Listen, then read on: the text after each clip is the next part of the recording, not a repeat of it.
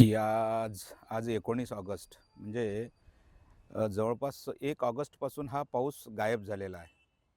आपल्या विदर्भामध्ये, वर्धा जिल्ह्यामध्ये पाऊस नाही आहे आणि महत्त्वाचं म्हणजे पाऊस आपल्या इथे फक्त 3 दिवसाची झड होती.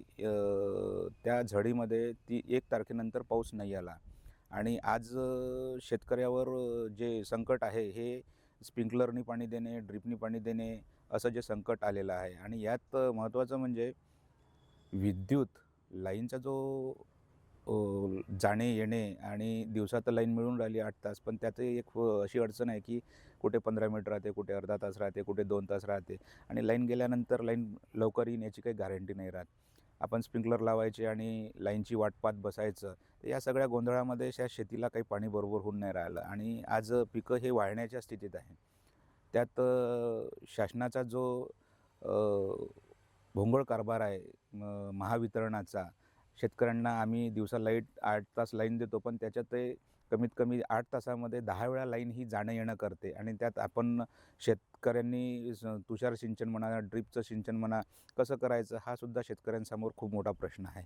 शासनाने या गोष्टीकडे तत्परतेने लक्ष द्यायला पाहिजे आणि निसर्गाचा हा जो चांगुलपणा आहे, पाऊस म्हणजे आता पुन्हा येते, नाही आहे त्याची काही गॅरंटी नाही. आता तर कंटिन्यू कुठेच वातावरण ढगाचं दिसून नाही राहिलं आहे.